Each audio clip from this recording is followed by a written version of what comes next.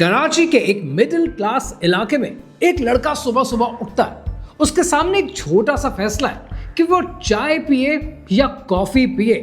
वो चाय पीने का फैसला करता है, चाय का कप उठाता है और चाय पी लेता है। बस एक मामूली सा फैसला, उसका अपना फैसला, उसकी अपनी मर्जी।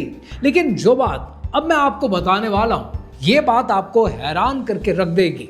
एक लेबोरेटरी में साइंटिस्ट ने ऐसे फैसलों को मशीन पर नापने की कोशिश की और उन्होंने देखा कि इस लड़के के दिमाग ने चाय पीने का फैसला इससे 1 सेकंड पहले कर लिया था। यानी इस लड़के को यह लगा कि चाय पीने का फैसला मैं करता हूं, लेकिन जिस लम्हे उसने ये फैसला किया था उससे आधा सेकंड पहले उसके दिमाग ने ये फैसला कर लिया था। यानी जिसे ये लड़का अपनी मर्जी समझ रहा था, वो फैसला कहीं और लिखा जा चुका था, कहीं और, किसी और जगह। और यहीं से इंसान की तारीख का सबसे बड़ा, सबसे पुराना और सबसे डरा देने वाला सवाल शुरू होता है कि क्या हम अपनी मर्जी में आज़ाद हैं या ये सब कुछ पहले से लिखा जा चुका है। इस्लाम में इसे कद्र और तकदीर कहते हैं। और आज जो हम बात करेंगे, ये समझने की कोशिश करेंगे, ये नहीं कि साइंस ने क्या किया और क्या साबित किया, बल्कि शायद ये कि वो कौन से सवाल हैं जो इस सवाल से रिलेटेड साइंस को पूछने चाहिए थे, लेकिन आज तक वो सवाल पूछे नहीं। और जिस वक्त हम इस सवाल की जड़ में जाने की कोशिश करेंगे, तब आपको ये नजर आएगा कि जो सवाल आज तकदीर को लेकर, कद्र को लेकर पूछे जाते हैं, इस्लाम ने उनके जवाब 1400 साल पहले बयान कर दिए थे। तकदीर और कद्र की कहानी क्या है, आइए समझते हैं।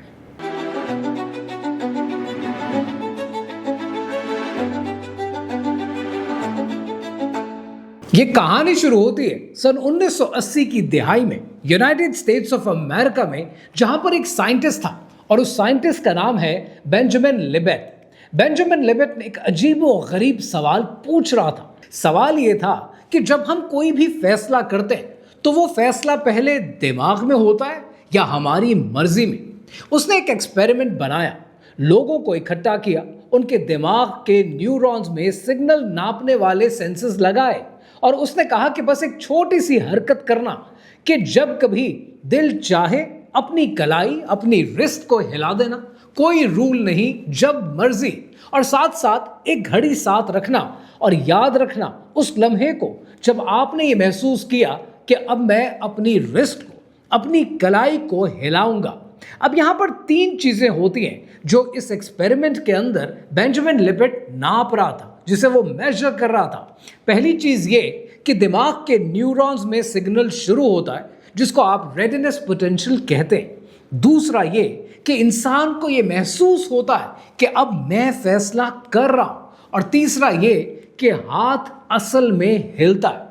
अब इस एक्सपेरिमेंट के बाद सारी दुनिया एक्सपेक्ट कर रही थी कि रिजल्ट ये आएगा कि पहले इंसान की मर्जी, फिर इंसान का दिमाग, फिर इंसान की हरकत। लेकिन नतीजा इस सारी कहानी के बरअक्स आया और सारी दुनिया के फिलोसफर्स को उस नतीजे ने हिला कर रख दिया।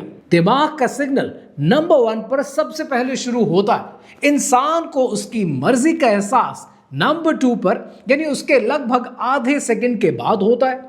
यानी दिमाग पहले हरकत में आ जाता है और इंसान को बाद में लगता है कि ये फैसला मेरा था। अब जरा सोचें कि इसका मतलब क्या। इसका मतलब ये है कि आपको लगता है कि आप डिसाइड कर रहे हैं, लेकिन आपका दिमाग आपसे पहले ही फैसला शुरू कर चुका होता है, जैसे कोई और पहले से लिख चुका हो और आप सिर्फ पढ़ रहे हो। कहानी यहां खत्म नहीं होती, बात आगे बढ़ती है और सन 2008 आ जाता है। सन 2008 में एक नए ताकतवर मशीन से fMRI के साथ साइंटिस्ट ने देखा कि कुछ आसान फैसलों का अंदाजा वो इंसान को पता चलने से 7 सेकंड पहले तक लगा सकते हैं। 7 सेकंड, यानी जब आपको ये लगता है कि आपने अभी अभी सोचा है, उससे 7 सेकंड पहले दिमाग में उसकी एक झलक मौजूद होती है। अब दुनिया के बड़े बड़े साइंटिस्ट ने इस पर चीखना शुरू कर दिया कि बस साबित हो गया, आज़ाद मर्जी एक धोखा है, फ्री विल एक झूठ है। ہم صرف ایک مشین ہیں جو اپنے آپ کو آزاد سمجھتے ہیں. لیکن کہانی یہاں بھی ختم نہیں ہوتی. کہانی اس سے آگے چلتی ہے کیونکہ جب یہ ایکسپیریمنٹ کو غور سے دیکھا گیا نا تو اس میں 3 بڑے لوپ ہول موجود تھے جن کو ایڈریس کرنا بہت امپورٹنٹ تھا. پہلا لوپ ہول کہ یہ صرف فالتو بے مقصد فیصلوں پر کام کرتی ہے. یعنی جس کرائی والے ایکسپیریمنٹ کی ہم بات کر رہے ہیں اس میں فیصلہ تھا کیا کہ بس ہاتھ ہلا دو، جب مرضی چاہو ہلا دو. اس فیصلے کے پیچھے کوئی مقصد نہیں تھا، کوئی وجہ نہیں تھی، کوئی سوچ نہیں تھی، کوئی اچھے برے کی تمیز نہیں تھی، کوئی مشکل سوال نہیں تھا. یہ ایک ریفلیکس کا سوال تھا. اور 2019 میں سائنٹسٹ نے خود دیکھا کہ جب انسان کو اصلی فیصلہ کرنا ہوتا ہے، سوچ سمجھ کر فیصلہ کرنا ہوتا ہے، کسی وجہ کسی مقصد کے ساتھ فیصلہ کرنا ہوتا ہے تو دماغ میں وہ پہلے والا سگنل ملتا ہی نہیں ہے. یعنی یہ ٹرک بے مقصد ریفلیکس جیسے فیصلوں پر چلتی ہے. یعنی آپ کی زندگی کے اصل فیصلوں پر یہ کارآمد ثابت ہوتی ہی نہیں ہے. اور اس کے بعد پھر ایک دوسرا لوپ ہول آتا ہے. دوسرا لوپ ہول ہے اندازے کا. یعنی اندازہ کبھی بھی 100% نہیں ہوتا، صرف 60% تک ہوتا ہے. اور سائنٹسٹ کہہ رہے ہیں کہ 7 سیکنڈ پہلے جب دماغ فیصلہ کر چکا ہوتا ہے جس کو ہم پڑھ سکتے ہیں، اس کا اندازہ 60% تک صحیح ہوتا ہے. اب اس کو ذرا سمجھنے کے لیے امیجن کریں کہ میں اگر ایک سکہ لیتا ہوں اور اسے ہوا میں اچھالتا ہوں تو 50% چانس ہے کہ ہیڈ آئے گا یا ٹیل آئے گی. یعنی یہ کوئی فیصلہ پڑھ لینا نہیں ہے، یہ صرف اس کی طرف کا جھکاؤ دیکھنا ہے. جیسے موسم کا اندازہ لگانا یہ ثابت نہیں کرتا ہے کہ فیصلہ پہلے سے لکھا ہوا تھا. اور پھر تیسرا لوپ ہول جو سب سے زیادہ خوبصورت ہے، خود بینجامن لیبٹ اسے ویٹو کہتا ہے. میں اسے فری ول کے کمپٹیشن میں فری وونٹ کہتا ہوں. بینجامن لیبٹ نے خود کہا کہ چاہے دماغ میں حرکت پہلے سے شروع ہو جائے یا نہیں، انسان اس کے بعد بھی اسے روک سکتا ہے. یعنی آپ کے ہاتھ میں ہے کہ آپ اس فیصلے کو ہونے دیں گے یا نہیں ہونے دیں گے. آپ کے اختیار میں ہے. کیا چاہے کوئی خواہش، کوئی جھکاؤ پہلے دماغ میں آ جائے، آخری فیصلہ کروں یا نہ کروں وہ پہلے بھی آپ کے ہاتھ میں تھا. اور دماغ کی تجویز پیش کرنے کے بعد بھی منظوری آپ ہی دیتے ہیں. اب ذرا اس پوری تصویر کو سمجھتے ہیں کہ سائنس نے کیا ثابت کیا اور کیا نہیں. ثابت یہ ہوا کہ کچھ چھوٹے ریفلیکس جیسے کاموں میں دماغ آپ کے شعور سے پہلے حرکت کرتا ہے. اور ثابت یہ نہیں ہوا کہ آپ کی اصلی سوچ سمجھ والی جو امپورٹنٹ ڈیسیژنز والی مرضی ہوتی ہے وہ پہلے سے لکھی ہوئی ہے. اس پر سائنس کا کوئی زور نہیں چلتا، الٹا ویٹو ثابت ہے. تو سائنس نے کیا پایا؟ سائنس نے یہ پایا کہ انسان کے اندر 2 چیزیں ہیں، ایک جسم اور دماغ جو مشین کی طرح اپنے آپ کام کرتے رہتے ہیں، اور ایک دوسری چیز جو اس مشین کے اوپر بیٹھی ہے، جو دیکھتی ہے، روکتی ہے، فیصلہ کرتی ہے، جو کہتی ہے نہیں. سائنس اس پہلی چیز یعنی دماغ کو ناپ تو سکتی ہے، لیکن وہ دوسری چیز جو دیکھتی ہے، روکتی ہے، اس کو ناپ نہیں سکتی، کیونکہ اس دوسری چیز کو آپ روح کہتے ہیں. اور وہ روح جسم میں نہیں آتی ہے، اور وہ روح سائنس کی میجرمنٹ کے پرے ہے. اب دنیا بھر کے سائنسدان ان ایکسپیریمنٹس پر لڑنا شروع ہو گئے. ان کا بار بار ایک ہی سوال تھا کہ پھر ثابت ہوا کیا کہ کیا فری ول ہے یا فری ول نہیں ہے. لیکن ان سارے سوالوں میں جو سب سے بنیادی سوال پوچھنے والا تھا وہ تو کسی نے پوچھا ہی نہیں. جو ساری دنیا ناپنا شروع ہو گئی وہ کس کو ناپ رہی تھی؟ وہ دماغ کو ناپ رہی تھی. انہوں نے دماغ کو ناپا اور بس. تو اصل سوال تھا کیا؟ ذرا غور کیجئے کہ آپ کے دماغ کے پاس جتنا بھی ڈیٹا ہے وہ سب کا سب آیا کہاں سے؟ یادوں سے آیا، تجربے سے آیا، جو آپ نے دیکھا، سنا، سیکھا، بھگتا، جو اپنی زندگی میں کیا، سب کچھ ماضی کا حصہ ہے. آپ کے دماغ کے پاس مستقبل کا ایک ذرہ ڈیٹا بھی موجود نہیں ہے، ایک بھی نہیں، ایک یاد بھی نہیں، ایک فیوچرسٹک امیجنیشن بھی نہیں. یعنی دماغ ایک ڈیٹا بیس ہے، ایک پروسیسر ہے. وہ اپنی مرضی کی فائلیں اٹھاتا ہے، ان سے اندازہ لگاتا ہے، پیٹرن ریکگنیشن کرنے کی کوشش کرتا ہے. وہ مستقبل دیکھ نہیں سکتا ہے، وہ ماضی سے اندازہ لگاتا ہے. اور اس کا سب سے بڑا ثبوت کیا ہے؟ سب سے بڑا ثبوت آپ کی اپنی زندگی میں ہے. جب آپ کے سامنے ایک ایسی چیز ہو جو بالکل نہیں ہو, جو آپ نے کبھی دیکھی نہ ہو, جس کا آپ کے پاس کوئی ڈیٹا, کوئی فائل موجود نہ ہو, تو دماغ کیا کرتا ہے؟ دماغ ایسی سچویشن میں, جو ٹرامیٹائز سچویشن ہو, ایسی سچویشن میں کیا کرتا ہے؟ وہ فائٹ, فلائٹ اور فریز کرتا ہے. وہ آپ کو کہے گا کہ لڑو, یا آپ کو کہے گا کہ بھاگ نکلو, یا پھر آپ سے کہے گا کہ جم جاؤ. یہ سوچ نہیں ہے, یہ فیصلہ نہیں ہے, یہ ایک مشین کا ریفلیکس ہے جب اس کا ڈیٹا ختم ہو جاتا ہے. اب واپس آتے ہیں اس لیبارٹری کے ایکسپیریمنٹ کی طرف اور دیکھتے ہیں کہ انہوں نے کیا دیکھنے کی کوشش کی. انہوں نے ایک انسان کو بٹھایا اور اسے ایک ایسا کام کروایا جو وہ بے مقصد تھا, اور وہ کام وہ بار بار کیے جا رہا تھا. کرنا کیا تھا؟ اپنی کلائی ہلانا.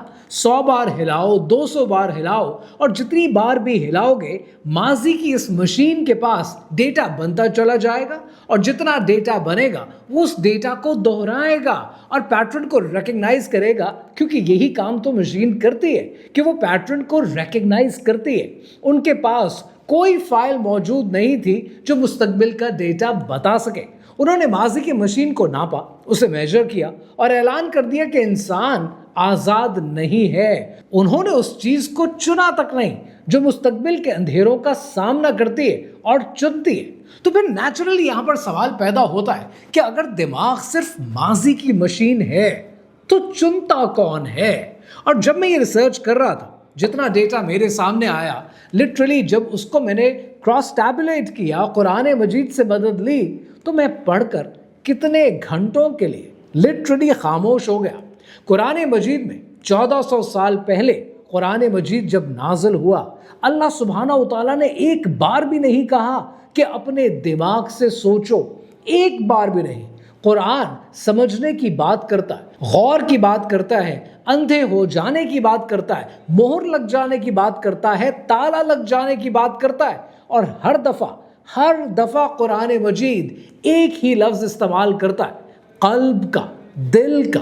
سورہ آل اعراف میں اللہ سبحانہ و تعالیٰ نے ارشاد فرمایا, جس کا مفہوم ہے, اور بے شک ہم نے جہنم کے لیے بہت سے جنات اور انسان پیدا کیے ہیں, ان کے ایسے دل ہیں جن کے ذریعے وہ سمجھتے نہیں, اور ان کی ایسی آنکھیں ہیں جن کے ساتھ وہ دیکھتے نہیں, اور ان کے ایسے کان ہیں جن کے ذریعے وہ سنتے نہیں.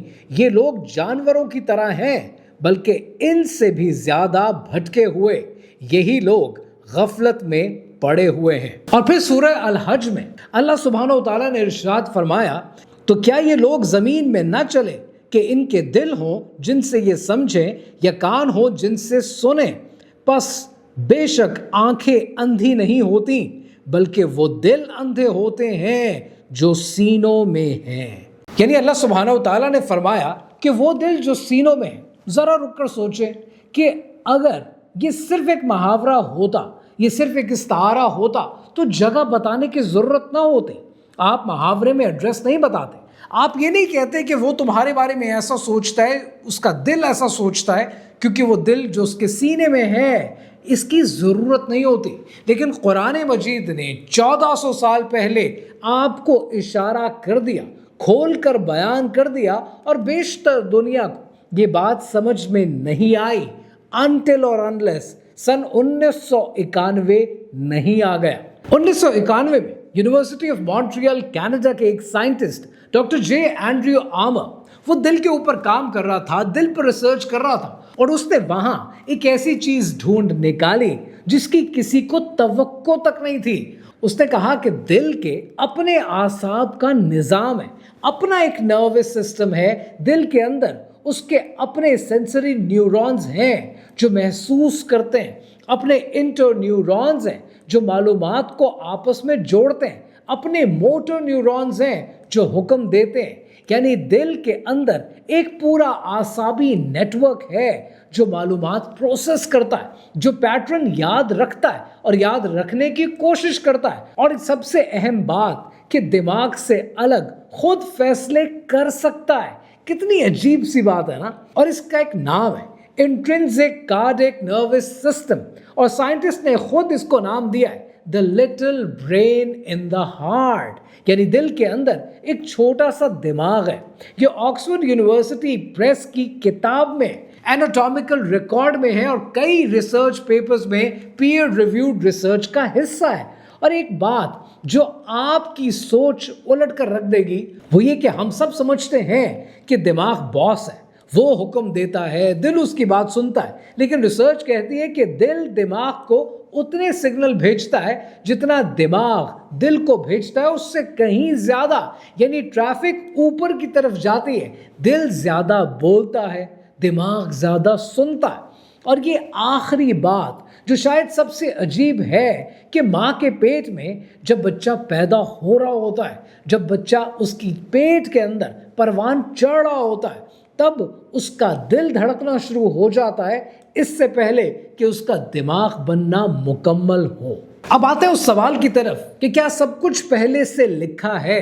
इस सवाल पर हजारों साल से इंसान सोचता आया है और वो हमेशा दो में से कोई एक रास्ता चुनता है, और ये दोनों रास्ते एक खाई की तरह है, एक क्लिफ की तरह है जो इंसान को सिर्फ गिराते हैं।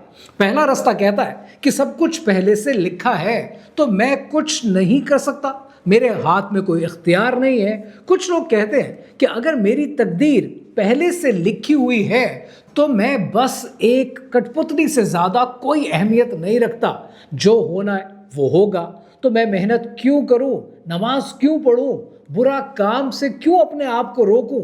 ये रास्ता इंसान को सुस्ती की तरफ ले जाता है, बेहिसी की तरफ ले जाता है और गैर जिम्मेदार बना देता है, और ये इस्लाम का अकीदा बिल्कुल नहीं है। फिर आता है दूसरा रास्ता कि कोई तकदीर नहीं है, मैं ही सब कुछ करता हूँ, मैं ही सब कुछ करने वाला, यानी इंसान खुद अपना खुदा बन जाता है। और ये जो रास्ता है ये इंसान को मगरूर बना देता है, और ये वही सोच है जो इब्लीस की थी कि मैं किसी के आगे नहीं झुकूंगा, मैं अपनी ज़ात में काफ़ी हूँ। ये दो रास्ते, लेकिन ये दो रास्ते एक ही तरह के, एक कठपुतली बनाता है और एक इंसान को खुद का नाउज़ुबिल्लाह खुदा बना देता है। और दुनिया की सारी फिलॉसफीज इन्हीं दो के दरमियान जूझती रहती हैं, लड़ती रहती हैं, डिस्कशंस करती रहती हैं। साइंस की जो लेबोरेटरी में हमने देखा है वो भी इन्हीं दो रास्तों में से एक है, और साइंस इन दोनों रास्तों के दरमियान फंसी हुई है। लेकिन इस्लाम एक तीसरा रास्ता देता है, एक ऐसा रास्ता जो ना तो कठपुतली है ना आपको गुरूर की तरफ ले जाता है, और जब आप इसे समझेंगे तो आपकी रूह को सुकून मिलता है। इस्लाम कहता है कि कद्र पर ईमान लाना ये ईमान का हिस्सा है, यानी हम मानते हैं कि अल्लाह सुब्हानहू व तआला को हर चीज़ का इल्म है, जो था, जो है, जो होगा, सब कुछ उसके इल्म में है और लौह महफूज में उसने लिख दिया है। लेकिन अब ये वो नुक्ता है जो समझने के लिए बहुत इंपॉर्टेंट है, और यहाँ पर इस पूरी कहानी का निचोड़ है। अल्लाह सुब्हानहू व तआला का किसी चीज़ को जानना या अल्लाह सुब्हानहू व तआला के इल्म में होना उस चीज़ को करने पर मजबूर नहीं करता है। यानी इल्म और जब्र, इन दोनों में फ़र्क है। इल्म यानी जानना और जब्र यानी मजबूरी, ये दो बिल्कुल मुख्तलिफ चीज़ें हैं। एक मिसाल से सारी कहानी को समझते हैं। फ़र्ज़ करें कि एक उस्ताद है, उस उस्ताद ने अपने शागिर्द के इम्तहान के लिए बड़ी अच्छी तैयारी कराई है। उस्ताद जानता है कि शागिर्द काबिल है, ईमानतदार है, तो जब ये एग्जामिनेशन हॉल में जाएगा वो जानता है कि ये चीटिंग नहीं करेगा। अब इम्तहान में लड़का फैसला करता है कि वो चीटिंग नहीं करेगा और वो चीटिंग नहीं करता। तो सवाल ये है कि क्या वो इसलिए चीटिंग नहीं करता कि उस्ताद ने जान लिया था? नहीं, उस्ताद के जानने ने उसे मजबूर नहीं किया। लड़के ने अपनी मर्जी से, अपनी आज़ादी से ईमानतदारी को चुना। उस्ताद का इल्म सिर्फ दुरुस्त ज़रूर था, लेकिन उसने लड़के के फैसले को कंट्रोल नहीं किया। अब इसी कॉन्सेप्ट को थोड़ा ऊपर ले जाते हैं। अल्लाह सुब्हानहू व तआला जो वक्त से बाहर है, जो माजी, हाल, मुस्तकबिल सब एक साथ देखता है, उसने जान लिया कि वो लड़का के जिसका जिक्र इस वीडियो के शुरू में हमने किया था, जिसने चाय और कॉफ़ी में डिसाइड करना था, अल्लाह सुब्हानहू व तआला जानते हैं कि वो क्या इंतखाब करेगा, उसका इख्तियार क्या होगा, उसकी मर्जी क्या होगी। लेकिन उस मर्जी ने उस लड़के को मजबूर नहीं किया कि वो अपना फैसला बदल दे। अल्लाह सुब्हानहू व तआला को पहले से इल्म है कि वो क्या चुनेगा। फ़र्क समझ में आया? फ़र्क ये है कि लिखा इसलिए गया کیونکہ اللہ سبحانہ و تعالیٰ جانتے ہیں کہ آپ کیا چنیں گے. آپ اس لیے نہیں چنتے کہ پہلے سے لکھا ہے. ترتیب الٹی ہے جسے بہت سے لوگ سمجھ نہیں پاتے. سورہ الاحزاب کی آیت نمبر 3 میں اللہ سبحانہ و تعالیٰ نے ارشاد فرمایا بے شک ہم نے اسے رستہ دکھا دیا، اب یا شکر گزار ہے اور یا ناشکری کرنے والا ہے. اب یہ دیکھا آپ نے کہ ایک ہی صورت میں دونوں باتیں، یعنی اللہ سبحانہ و تعالیٰ کی مرضی سب پر غالب ہے اور انسان اپنی مرضی کا ذمہ دار بھی ہے. یہ کوئی تضاد، کوئی کانٹرڈکشن نہیں ہے. یہ وہ تیسرا رستہ ہے جسے انسانی عقل صدیوں سے ڈھونڈ رہی ہے، لیکن ڈھونڈ کر اس کو سمجھ نہیں پاتی. اور یہی وجہ ہے کہ اللہ سبحانہ و تعالیٰ انسان کا امتحان لے گا. اگر ہم کٹ پتلی ہیں تو پھر حساب کیسا؟ کوئی جج اس شخص کو سزا نہیں دے سکتا جسے کسی نے مجبور کر دیا ہو کوئی کام کرنے کے لیے. اللہ سبحانہ و تعالیٰ حساب اسی لیے لیں گے کیونکہ فیصلہ اصل میں آپ کا اور میرا ہمارے اپنے ہاتھ میں ہے. رستہ ہمارا، منزل ہماری، چنا ہم نے. اور انسان کے ہاتھ میں صرف ایک چیز ہے اور وہ ہے اس کا اختیار.